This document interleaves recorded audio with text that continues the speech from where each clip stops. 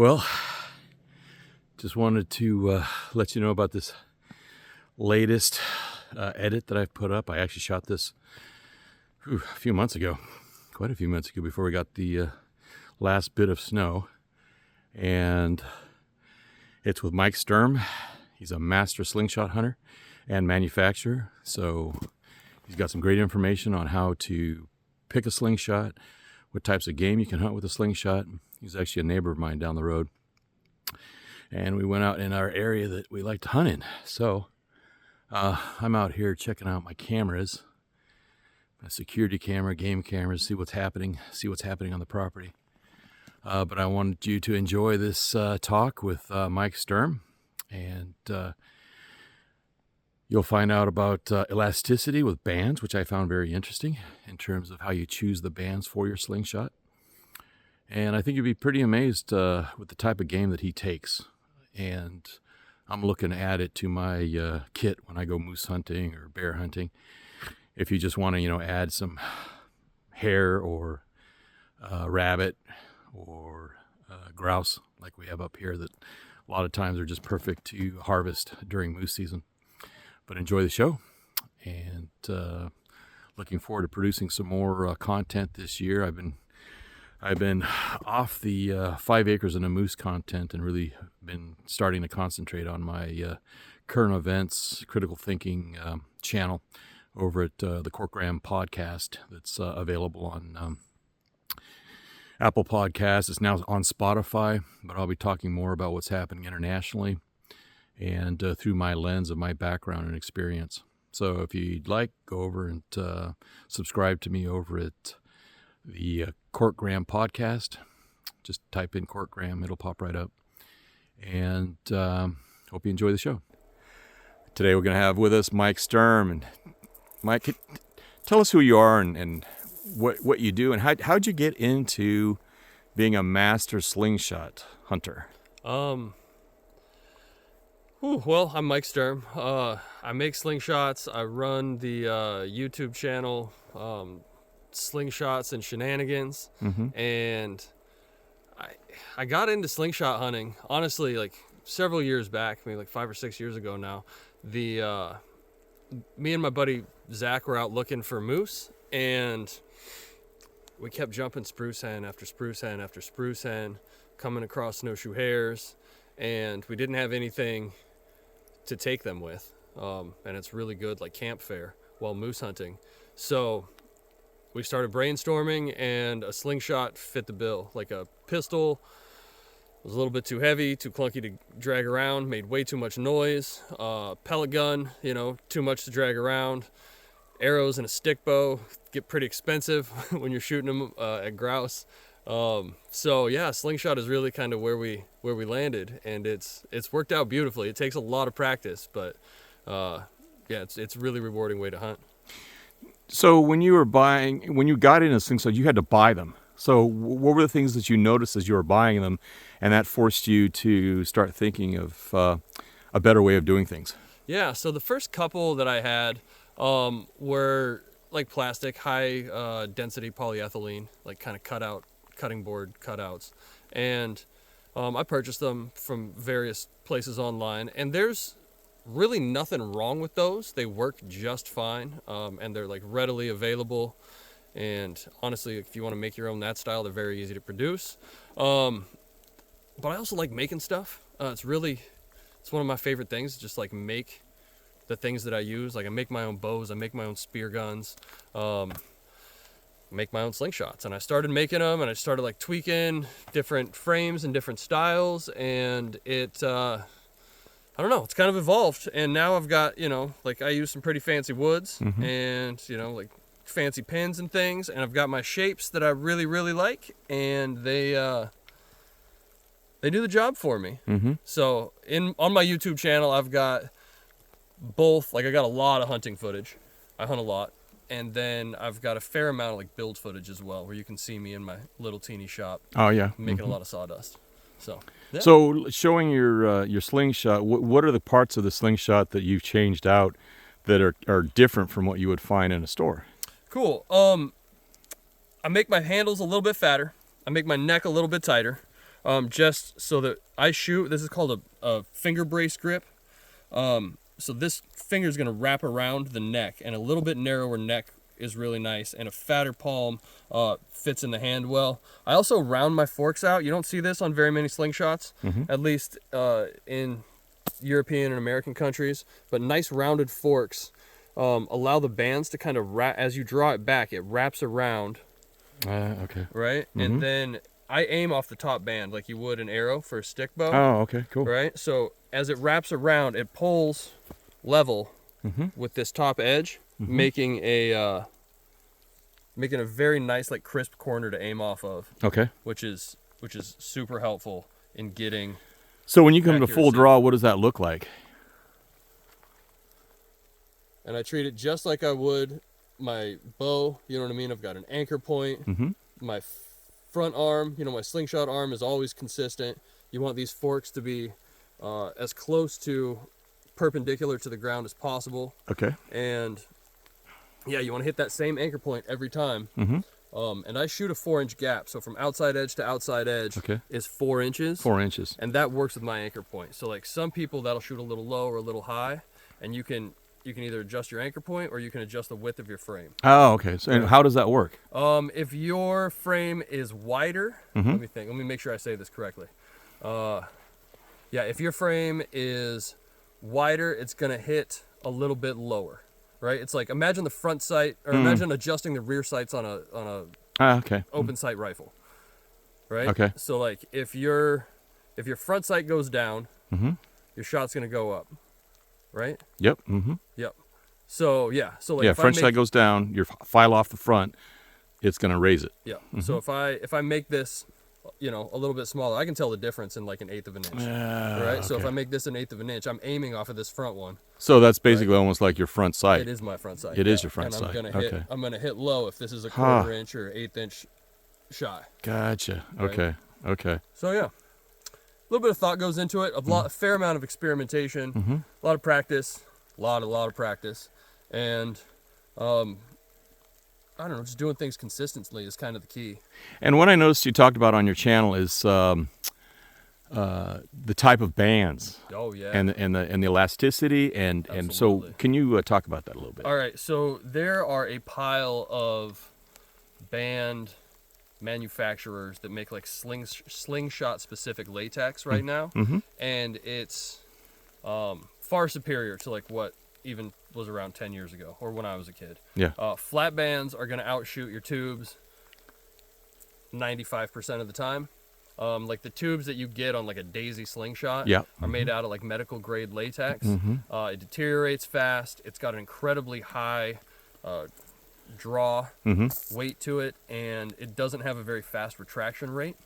So it's hard. It's almost like you're dealing with like just a real hard bow to pull back on. Yeah, absolutely. And if we're gonna keep that metaphor going, the limbs on that bow don't snap back as quickly, right? So you're doing more work and getting less effect. out. Oh wow. Yeah. Okay. So very good. with these, like, there's a video on my channel where I test it, right? Like if I take straight out of the package, I think it's a Crossman wrist rocket, and stretch it down to 32, which is my draw length, right? Yep. And stretch it to 32, it's like 19 pounds to get those tubes back.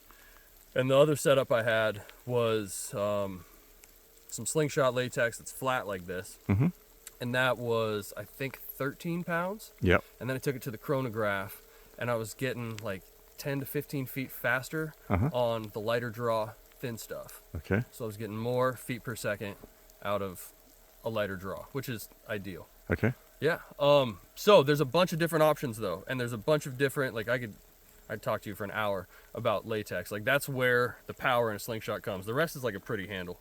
Some guys will take latex and like wrap it around their fingers like this and be able to shoot just like that. So when you're making a choice on getting latex, I mean, what are you looking for then? Is there like a model series that, or are there's just so much variation through the community that it's kind of like there's a bunch. Most of the stuff is manufactured in China, and the Chinese are really into their slingshots. Yeah. So like they make a really quality product. It's not your standard like this is Chinese junk. But yeah, China's kind of who's making the latex right now, and Man, GZK is a good brand. Like Burning Skull is a good brand. Falcon is a good brand. There's so many. There's dozens and dozens of them. There's a couple of them that are made in the United States, like Simple Shot is good stuff. I like using Simple Shot a lot because one, it's an American company, and two, it's decent in the cold, you know, and I'll hunt down to like 20 below. And so the elasticity is pretty good with those. Okay. Yeah, absolutely. Yeah. And so you're looking at like the thickness of the rubber? Yeah, so there's a couple of different ways to do it. This is like 0.7 millimeter in thickness. Okay. And then this is a 1/2 inch, or sorry, 3/4 inch to 1/2 inch taper. Okay. Right? So this side is wider than this side, and it's just less material to drag through the air. You get a faster retraction rate. Okay. And you can add a couple of feet per second to your shot, which hits harder downrange. Interesting. Some people use, 0.8 latex, thicker latex, and a skinnier band taper to the same effect. Okay. Yeah. Or you can use, a thinner latex and a wider taper. And there's a lot to play with, but this is like what I've landed on. And that's, if I'm talking in millimeters, because most Slingshot stuff is in millimeters, it's a 0.7 millimeter and a 25 to 20 millimeter taper. Okay. Yeah. Okay. And you buying this like this, or you're cutting them down and modifying for your own? No, I buy it in 30-foot, 40-foot rolls. And then with a standard width that you taper. It's all like this, and I cut out a section and then mark it with a ruler and hold a ruler and do a rolly cutter on a cutting mat, and then you do all the tapering yourself. Yeah, I do all the tapering myself. Okay. Yeah. And so what are the parts of a slingshot? Cool. So you've got your handle, right? It's called the butt. Some people do fancy things with their butt. And then what is that on the bottom? That is, I've had a signature pin made. I really like links. Cool. Yeah. That's really cool. So I got. So that's your branding. I don't put it on all of them. I put these on the ones that I keep for myself. To be honest with you. Okay. So if you find one of these on like my eBay channel or something, you're lucky. Cool. I don't get rid of these very often. Cool. But yeah, this is the neck of the slingshot. And this is your forks. So every slingshot that I make comes out of a forked branch, and that's real important because the grain of the wood for structural integrity, like you can't just cut this out of a 2x4 or these will pop off and hit you in the face. Wow. Right? Yep. You need to have a fork so that the grain runs in such a way that it maintains structural integrity. And if you see here, the center of each of the forks is the center of the branch itself. Which is, it's not absolutely necessary, but it's kind of ideal. Like you're going to get the most strength out of that because you keep the growth rings intact. Very cool. Yeah. And so we have the bands, and then we have the pocket, or what is that called? Yeah, they call that a pouch. Pouch. There's a lot of different options. I am kind of old school. I like a bigger pouch made out of leather. This came from a guy named Jim Harris. He's cut out a bunch for me. I got probably 100 of these. Okay. And they've got like microfiber pouches or like the fake leather pouches and stuff that people really like. There's a bunch of different things to try and options. Yep. And I do give up some speed because I shoot such a big pouch. Oh, okay. But it's just more to drag through the air. Again, we're talking like drag. Exactly. Same way you're tapering the bands. Yep. Okay. And then you're shooting. But I'm shooting. This is 7/16 steel ball bearing. Okay. And being able to get it in here, like if I had a very small pouch, getting it in here without looking at it would be very difficult. Gotcha. But with a bigger pouch, it's got its centering hole. hole. It locks right there. And it just falls into the hole, and I can shoot it. And that's so muscle memory, just fingertip too. Absolutely, yeah. Okay. And it's nice because like as these pouches wear in, they get kind of a pocket. Okay. As you can see, it forms around the ball. They get kind of a pocket, and it just falls in there. So if I have to if I'm shooting at a grouse or if I'm shooting at a rabbit, I don't want to move a whole bunch. So I will shoot, and if I miss, I'll be able to just like go into my pocket without moving my head at all and go right back to it. And keep your eye on the target. Keep your eye on the target. Cool. And Because a lot of times, as soon as you stop looking at a rabbit, like I'll side eye them, but as soon as you take your eye off of them, they bolt. Gotcha. Right. Okay. So I'll just kind of side eye them and look at them out the corner of my eye and just be able to do it without looking at it, which is the benefit of having a bigger pouch. Cool. Yeah.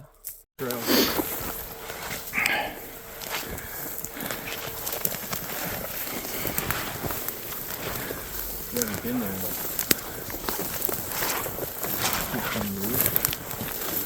That's about the last time I was there. When I was moving stuff back up here.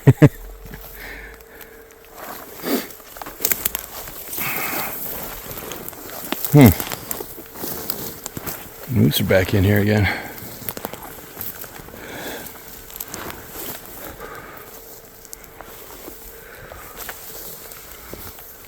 It's a really heavily traveled trail. If I was going to set snares, that'd be the spot. For rabbits. Yeah. Oh. Yeah, that's getting used every day, both ways.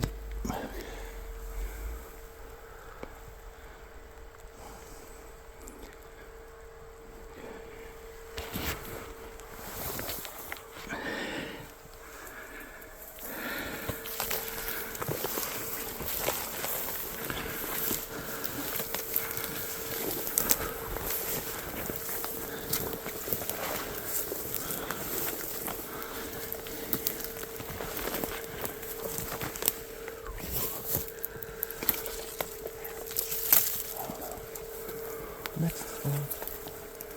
Certain there's plenty of activity. Look at this.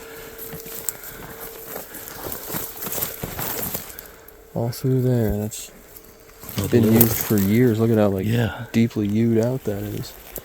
Which is about the third of the size of a moose trail, but also goes in right into the trees right there.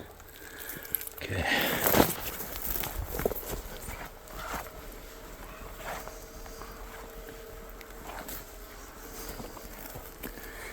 Now, sign-wise, you're just looking for droppings and stuff like that too, or basically just look for the habitat and the food? Yeah, I'm looking for. I mean, if I find there's droppings all over. There's so many rabbits. It doesn't really mean there's anything like it's Fresh? Yeah. Honestly, at this point, I know that I'm in a good area. I'm looking for bunny. It's kind of cool to see chicken in the woods too. But yeah, old. Yeah. But I know that there'll be some there next year. It looks like there's 2 seasons worth for the chicken in the woods on that. So next year I'll check it.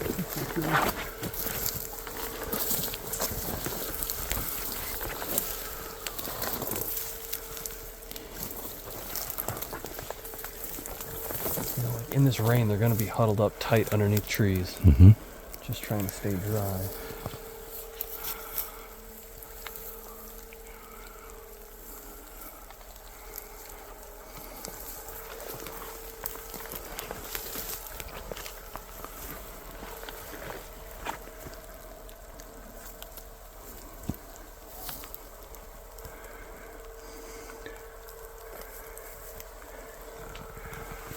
Another reason why I shoot bigger ammo than most people. Because when you gotta make it through that stuff, having like the extra,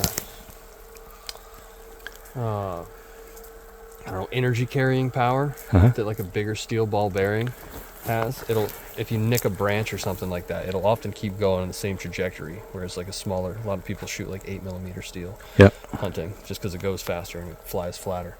But if you hit a branch or a piece of grass, like one of these will take 8mm steel way off course. Okay. Yeah. So Mike, how can we best follow you, get more information from all your knowledge, and also for those who are lucky enough, just because you don't really have time, you do have a full-time other job, a real job, but people would probably like to get one of your slingshots, and how best to get one? Yeah, so my YouTube channel is Slingshots and Shenanigans. There's a ton of information on there, as well as like hunting videos, and also in the like community section I'll post a photograph of the slingshots that I've got going on sale that month and a link to my eBay store. My eBay store is Sturm Slingshots, and if you want to follow me on Instagram, I'm not super active on Instagram, but if you want to follow me on Instagram, it's Mike Hunts Wild. But absolutely YouTube and follow you on that channel. Yeah, definitely. That's where I put most of the stuff I do, from builds to discussions on bands, my philosophies on hunting and how to get close to small game, as well as just slingshot hunting. Just kind of an overdose of slingshot hunting. There's a lot of content on there. Fantastic. And thanks again, Mike, for letting us walk along with you and learn a bit about how the rabbits move and what you're looking for when you're out there. Absolutely. Thanks for coming. Thanks, Mike.